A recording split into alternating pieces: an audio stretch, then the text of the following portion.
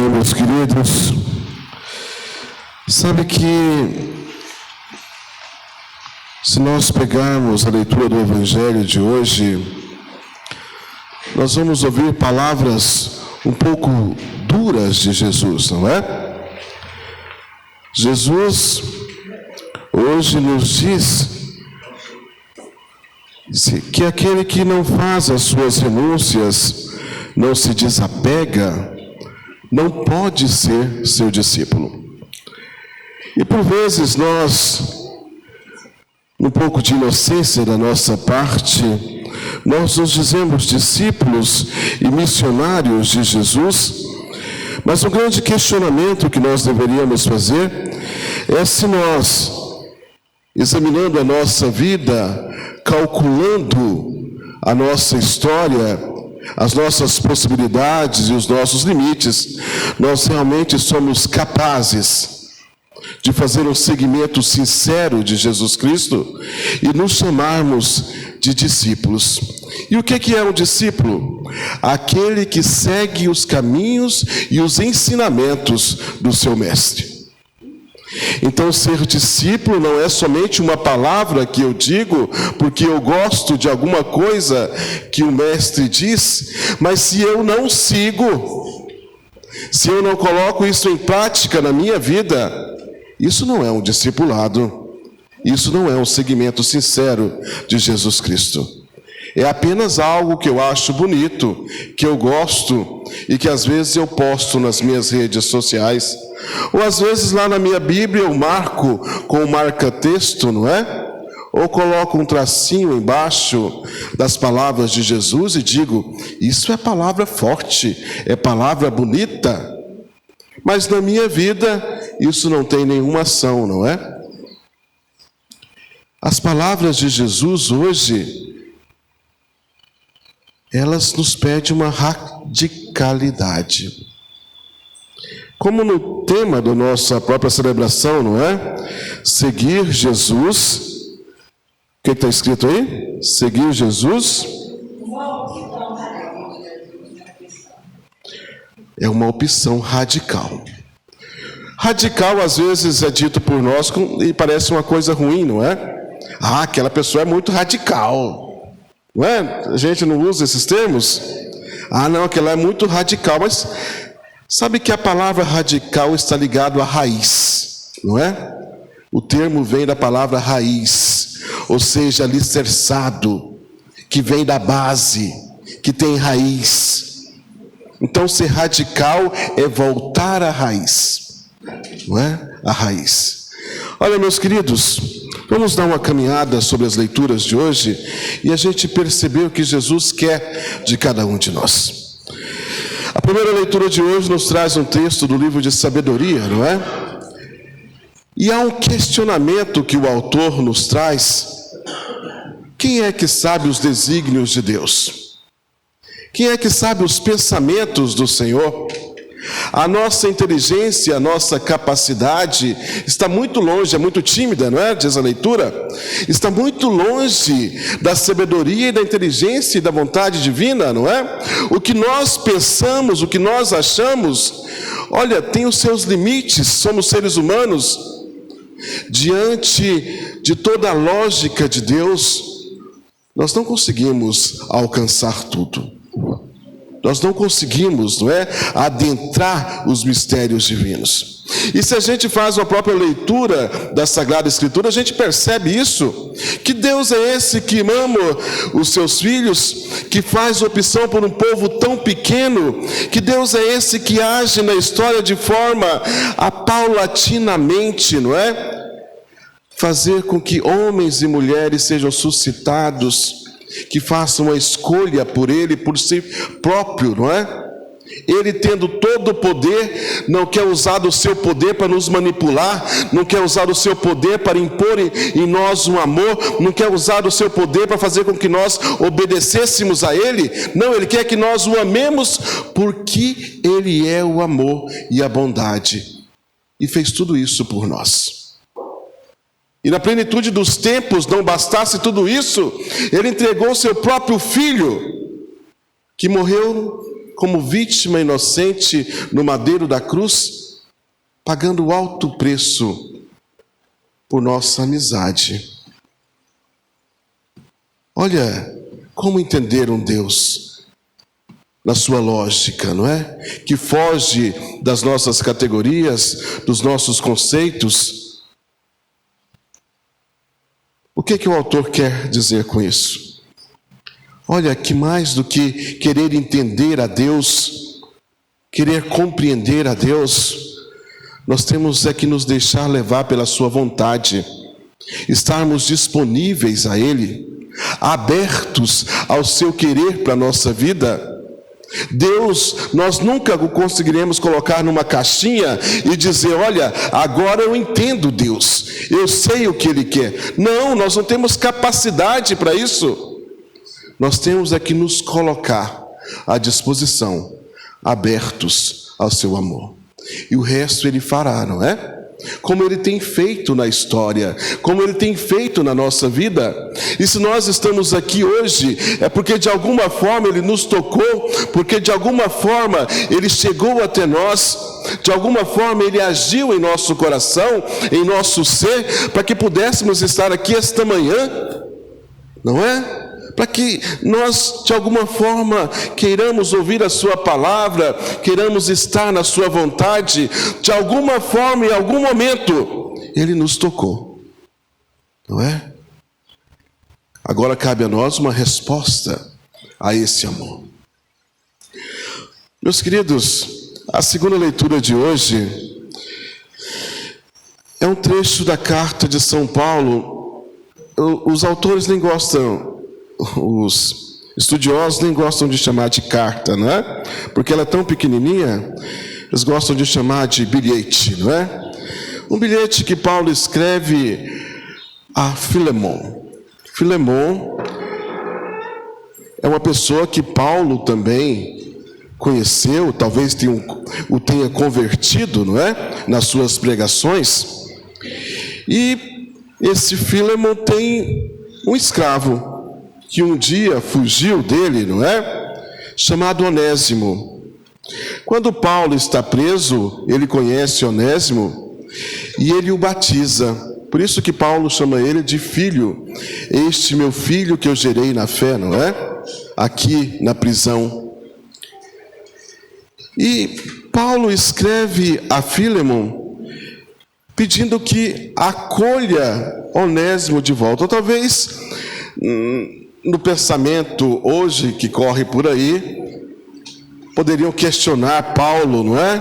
Para que Paulo quer devolver um escravo, não é, ao seu senhor, para ele voltar a ser escravo? Mas Paulo tem uma sensibilidade que às vezes nós não percebemos. Ele escreve dizendo a Filemon, pedindo por Onésimo que o acolha com amor, porque ele poderia muito bem, por sua autoridade, não é? Dizer a Filemon, liberta Onésimo, faz o que eu estou mandando. Mas ele diz, olha, vou te enviar Onésimo de volta, para que você possa fazer o bem, não por minha autoridade, mas porque é o bem que você pode fazer. Sabe, meus queridos, é o que eu tinha dito, não é? Há um bem que nós podemos fazer. Não por autoridade do outro, não porque o outro está mandando, mas porque o nosso encontro com Jesus Cristo nos propicia que nós tenhamos essas ações de bondade, não por obrigação, mas porque é algo que foi inserido em nós pela própria bondade e amor de Deus. O bem que eu faço não deveria ser para nós uma obrigação. Vou fazer essa doação, vou fazer esse bem, vou levar fulano de tal em tal lugar, vou ajudar ciclano, porque... E parece pesado, não é? Quando se faz dessa forma, porque alguém... não estou querendo... Não é? Mas quando nós temos um encontro verdadeiro com Cristo, esse bem flui de forma tão normal, porque é próprio daquele que ama a Deus fazer o bem. É próprio daquele que teve o encontro com Jesus Cristo fazer o bem. Não é forçado, não é obrigado. E Deus nos dá essa oportunidade, não é? Ele poderia fazer assim agora. Deus dete, você é obrigado a fazer o bem, amar todo mundo, não é? Pegar a sua Kombi e sair aí levando todo mundo de graça. Poderia fazer assim, ó, e o faria. Mas Ele espera de você a sua resposta por amor a Ele, não é? E a cada um de nós. Possa realizar isso. Meus queridos, o Evangelho de hoje nos traz essas palavras de Jesus, como eu disse no início, e parecem palavras duras. A tradução que nós temos da CNBB é uma tradução um pouco interpretativa, não é? Então, tenta amenizar as palavras de Jesus. Mas Jesus vai dizer o seguinte, olha a dureza das palavras. Quem vem atrás de mim e não odeia seu pai, olha o verbo, e não odeia seu pai, sua mãe, sua esposa, suas irmãs e a sua própria vida, não pode ser meu discípulo. Palavras duras, não é? Duríssimas. E eu vou confessar para vocês que durante boa parte da minha vida, eu tive no meu coração receio dessa palavra. Era um trecho da Bíblia que por vezes não entrava direito no meu coração.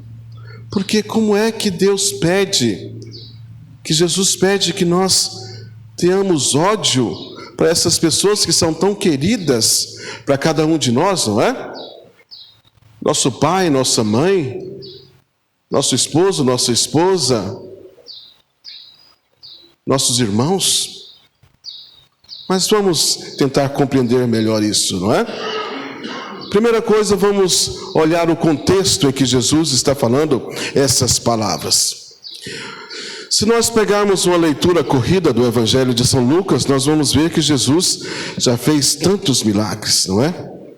Curou pessoas, multiplicou pães, não é? Falava às pessoas, elas ficaram encantadas.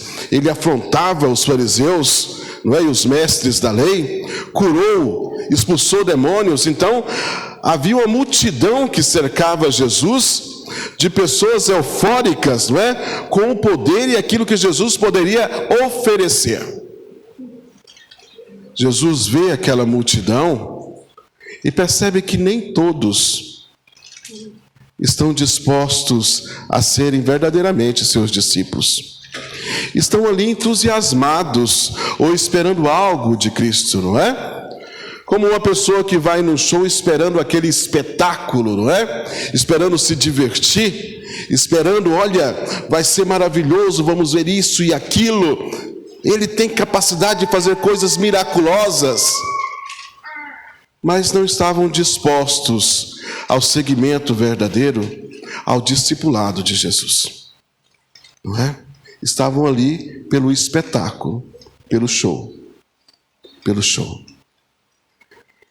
Jesus então diz essas palavras, mas quando Jesus diz para odiar esses entes tão queridos para nós, a primeira coisa que nós temos que pensar é o seguinte: nós temos essa mentalidade de pessoas brasileiras, latinas, não é? Contemporâneas ao nosso tempo. Então, odiar no tempo de hoje é uma palavra que exprime muito sentimento, não é? É estar em plena oposição ao verbo amar, não é? Eu amo, exige de mim um sentimento pela outra pessoa. Então, quando eu odeio, né, no nosso entendimento de hoje, exige de mim também uma disposição sentimental de ter um sentimento ruim pela outra pessoa. No hebraísmo, não é? Nessa mentalidade desse povo da época de Jesus, o ódio não era entendido desse ponto de vista. Não era um sentimentalismo, não era ter sentimento ruim pelo outro. Era, numa tradução um pouco chula que eu faria, é você amar menos, é não gostar tanto, não é? é preciso que nós amemos mais a Deus. É preciso que a gente coloque em primeiro lugar Deus na nossa vida. Jesus Cristo tem que exercer uma primazia na nossa vida, não é? E também porque, olha, esse amor de Jesus por cada um de nós, e na sua resposta nós vemos que é um amor mais excelso, não é? E compreendam isso. Quando eu coloco Jesus como prioridade na minha vida, e às vezes isso é difícil para adentrar o nosso coração, porque nós temos amores humanos que são muito grandes, não é? O amor de uma mãe pelo seu filho, olha, é difícil inculcar no coração e na mente dessa mãe que ela precisa amar em primeiro lugar a Deus. Sejamos sinceros, não é? O amor que nós temos aos nossos filhos, olha, há uma limitação em nós quando nós dizemos, temos que amar primeiramente mais a Jesus Cristo. O nosso coração ainda tem receio, não é? E é difícil dentro da nossa humanidade a gente conceber isso. Sejamos sinceros, não é? O amor que a gente tem à nossa mãe, ao nosso pai, olha, por vezes é difícil nós desvencilharmos esse amor para nós amarmos mais a Deus. Então é preciso de uma luta. E olha, quando nós amamos mais a Deus do que a esses entes queridos, não quer dizer que nós não estamos oferecendo a eles amor. É porque quando a gente ama mais a Deus, a gente consegue ordenar os nossos sentimentos e a gente consegue amar aos nossos pais, aos nossos filhos, aos nossos irmãos, na devida proporção. E nós amamos mais e melhor quando nós colocamos em primeiro lugar Jesus Cristo, não é? É uma questão de ordenação dos nossos sentimentos, para que a gente coloque tudo no seu devido lugar. Às vezes é difícil a compreensão disso, não é?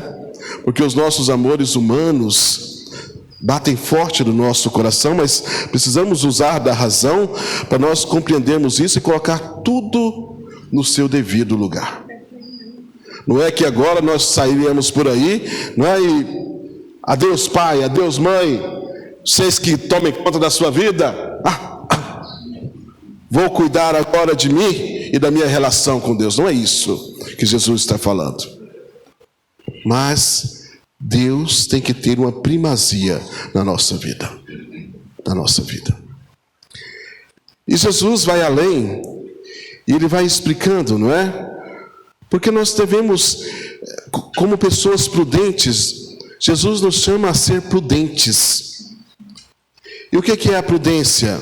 Nós organizarmos a nossa vida e nós olharmos as nossas limitações e o que a gente é capaz de fazer, até onde a gente é capaz de ir. E ele dá 2 exemplos nas suas histórias. Quem é aquele que vai construir um barracão de 3 cômodos e não pensa no tanto de brita, no tanto de tijolo que vai gastar, e se ele tem a condição necessária para comprar tudo isso, se dá para passar no cartão, se divide em quantas vezes, não é? Porque de repente ele faz os planos e começa, e o seu barracão não passa do alicerce, e ele fica lá com aquela obra parada, quanto tempo? Ou senão, um rei, não é? Que de repente vem um confrontante, um rei de outra região, para combater contra ele, e ele olha para o exército dele e vê que o exército dele também capenga, não é? E não sabe se ele vai dar conta de enfrentar o outro, então é melhor ele, né, calculando tudo isso, ele fala, manda um zap para o outro rei, fulano, aqui está ruim, né, mas o que a gente pode fazer para a gente conciliar, voltar à paz? Esses exemplos vão mostrar que nós precisamos fazer também um exame da nossa vida, calcular, porque nós temos limites, não é? E há esse segmento que Jesus quer de cada um de nós, precisa que nós examinemos a nossa vida e olhemos, olha, parece que eu não sou capaz ainda de fazer esse segmento de Jesus, então preciso pedir mais a Ele, não é? Que o Espírito haja em mim para que eu faça um segmento sincero Porque senão eu vou estar nessa multidão de gente que de repente só quer ver o espetáculo, o show, que quer se apresentar, não é? Que quer estar bonitinho aqui na fila da comunhão, ou tendo uma palavra, ou estando à frente, ou tirando fotos, não é? É preciso examinarmos a nossa vida para não sermos somente mais um número nessa multidão, mas que possamos ser seguidores, discípulos de Jesus Cristo, verdadeiramente, não é? Então veja que essa radicalidade não é algo que nos tira. Jesus não está pedindo que a gente seja tirado do meio onde a gente está, que a gente seja essa pessoa alienada. Não, Ele está nos pedindo que a nossa opção por Ele seja uma opção verdadeira, né? Seja uma opção onde a gente vai ser sincero no segmento daquilo que Ele tem para a nossa vida. Não seja apenas palavras bonitas os seus ensinamentos. Vamos pensar sobre isso? Sim ou não? Sim. Sabe que eu estou vendo que vocês agora, ao que eu falo, vamos pensar por isso, vocês estão pensando, parece, né? Antigamente eu perguntava, vamos pensar sobre isso. Um respondia, o outro, vou pensar se eu vou responder, né? Mas agora, eu estou vendo que vocês estão dispostos a pensar. E eu já disse isso, né? Tudo começa com o pensamento, porque o pensamento vai guiando os outros e aquilo vai me iluminando. Quando a gente começa a pensar sobre Jesus, as outras coisas vão iluminando em nossa mente e nós vamos nos abrindo a tudo aquilo que Ele pode nos oferecer, não é? A todo o seu amor. Louvado seja o nosso Senhor Jesus Cristo.